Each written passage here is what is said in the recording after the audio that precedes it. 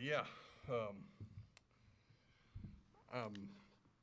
First off, I'd just like to thank our players. I think our guys competed their tails off. I thought they played very hard and played to win. And I'm proud of them. I'm proud of the effort that they gave.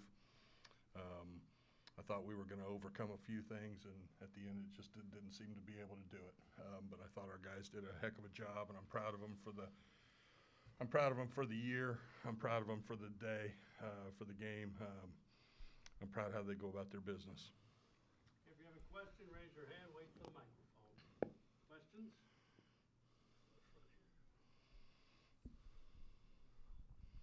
Jerry Hill, Baylor, Bear Insider. Gabe, talk about what you were able to do coming in there, and how frustrating was that giving up the unearned run? I mean, it's baseball, Not everything's going to go your way, and I was happy to be out there and try to give us a chance to stay in the game. And, I thought all my teammates competed extremely well all season and today included. And it's fun to be out there pitching with those guys behind you. Just play good defense all year, swung the bats well, and, just the relationships that we've built. Being able to be out there for those last couple innings, meant a lot to me. And, it's really frustrating we came up short, but it's a game of baseball, and it's going to be like that, So, man, I was happy to be out there, and I'm glad I could finish off the season with those guys. Coach, when the pitching staff only surrenders 5 hits and 2 walks, how frustrating is it to come up with the loss at the end? Well, yeah. Obviously, it's a tight ball game. It's both teams are pitching the heck out of it, and I thought that our guys did a heck of a job with that, and their guys did too. They threw 2 conference starters at us today, so they were all in as well. It's frustrating that we can't we couldn't get more going offensively, but there's a reason that you can't get more going offensively. And at the same time, we had 7 hits. It's a game of inches. We weren't facing chopped liver out there. I know that. Court, what you like most about the way y'all guys started the game, and then what was so tough about trying to hit on Pesca, who obviously gave y'all a lot of trouble a couple weeks ago? Yeah, I think starting off the game, there was a lot of energy, and all of our guys were excited. And, this is a big moment for us knowing our season's on the line. So brought a lot of energy, got those 2 runs across, which was huge. And, the second guy they brought in, he's good. He's got a big sinker, so he's always tough to hit his fastball, but I feel like we competed against him. But he's a good pitcher for sure. Question for Mitch and Cortland. I know you were kind of asked something similar just now, but felt like at the beginning of the game you guys were hitting well off of Sean Youngerman, and then when Pesca came in, he kind of just completely changed the dynamic of the game. Could you kind of describe, both of you, how much he changed that and how difficult it was to hit off him, and then just what went wrong in those later innings for you guys? Yeah, I'll start. I think they're 2 totally different guys. There's a lot of times in college baseball you'll face the same guy coming out of the bullpen. He has similar stuff. His stuff works similarly. This guy looks like that guy, looks like this guy. Those 2 guys look totally different, and they're totally different in their stuff. Youngerman can pitch up in the zone. He's got the slider. He's got a changeup. He's got 3 pitches there. Pesca's a sinker slider guy. It's a hard sinker. It's going to have big time sink one way. He's got a changeup, and both guys know how to use their stuff. They're well coached, and they know how to do it. So it's a big adjustment for hitters. It's similar to an adjustment you might see from us if we were to run Gabe out there and then go to Caleb Bunch. They're totally different guys, so I thought that they did a nice job with that, and it was obviously a big game for them as well. They're fighting for their lives as well, and so Pesca's given us troubles, but we're not the only ones he's given troubles to. Yeah, to what Coach said, both of them throw a lot of fastballs. Both of them have great command, and like he was saying, the starter has a lot of ride on the fastball, gets it to the top of the zone, and then the second guy that came in, who was starting before, a lot of sink and at the bottom of the zone. So just 2 completely different looks. Coach, it's easy to see the improved record. You reached the Big 12 tournament. What are some of the intangibles that you've seen this year that let you know that the program's going in the right direction? Yeah, no, I'm really proud of what we were able to accomplish. I mean, 33 wins here in the regular season is the most in the regular season since 2017. That's a good step. I see that we had some big time players. We had some guys who stepped up and were fantastic, and first team all conference guys, and Gabe and Tyreek and guys that just stayed with us. That were with us 2 years. Gabe was with us 2 years ago, and he was with us the last year in the struggle, and he stays with us. And look what he is now. He's leading the nation in ERA, and he's leading the nation in what is it, strikeouts to walk ratio, and he's leading the nation in this and that. He's leading the nation. He's really good, and it's been fun to watch him stick with it. It's been fun to watch Tyreek go from being a guy that was a 180 hitter halfway through last season, playing good defense, to picking it up and to becoming a first-team all-conference player. And, so to watch those guys continue to develop, to see our seniors and to see Hunter Simmons come back from an injury that, makes us all want to throw up, to see him come back and have a good year.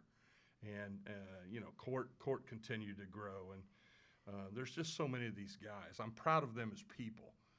I'm proud of our kids, how they handle themselves in the classroom. I'm proud of the people that they are. I'm proud of,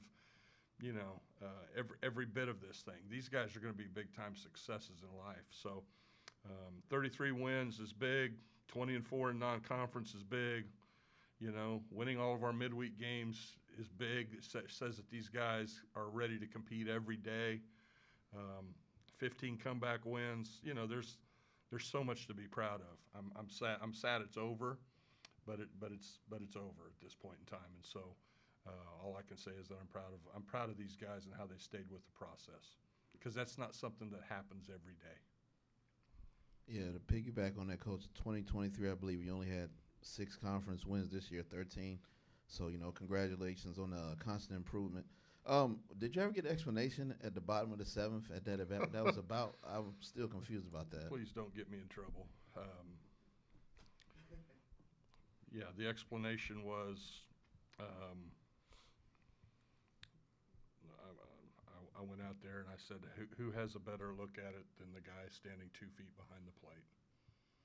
And Doug Williams said, "This is too important a game, Mitch. Don't get kicked out on this one." And he said, "I'm not going to kick you out, but don't get kicked out." And I've known him forever, and I have great respect for all of those guys. They do a great job. I think that they missed it, but that's the way it works out. And we had our opportunities. We had our opportunities to even overcome it. And the shame of it is that when you don't overcome something, sometimes that goes your way, you look back and say, "Geez, I wish I would have never had to try to overcome it." But that was the explanation. The other guys thought that the ball was a foul ball. Congrats to your program. Coach, good luck in the future. Thank you. For both Gabe and Cortland, I know it's still fresh, but can y'all kind of just reflect on, I guess, what this team and what this year has meant to the both of you guys? Yeah, it's been a fun year. I think what sticks out the most is just all the growth that's happened this year, and I think you've seen so much resiliency and so many of the guys on our team, like Gabe and Tyreek and even Travis this year and Hunter Simmons. So I think that's what I'm most proud of, is just all the guys on our team and the perseverance and resiliency that they all showed. But yeah, I definitely wish I could stay another year. Just so many great memories at Baylor, and doing it now for 4 years, it's an experience I'll never forget. So just super proud and so happy that I got to cross paths with all the guys that I did. Yeah, I would say it's definitely bittersweet, but I think just looking over the last 3 years is a testament to God's faithfulness, because of just the relationships I've been able to build with these guys that have been here, and the guys that have come in, and just the people that have been put in place in the right positions, and just the teammates I've had. Just being able to go through the ups and downs with those guys is something I'll cherish forever, and just I'm really proud of the way this team continued to improve. You face some adversity, you face some times maybe you're playing really good, times you're playing really bad, but it's cool to see how everyone really stuck together throughout all of that, and just continue to go out there and play hard and have fun, and do it for the guy next to you on the field, and I think that's really cool. Coach, looking ahead to the thank you, Coach. Looking ahead to the offseason, you'll have a relatively young pitching staff, but you have to replace 6 seniors. What are kind of the things you want to attack this summer in the portal? Yeah, there's now's when the not fun part of the job continues, right? You have to. Here we go, summertime, and the recruiting. We got to continue to work, and we've got a great staff. We'll have to rebuild. We're losing a bunch of guys. We're losing a bunch of players that have had a lot of experience for us, and we'll have to rebuild. We've signed some good players that are going to come in already, and we'll be working here as we go.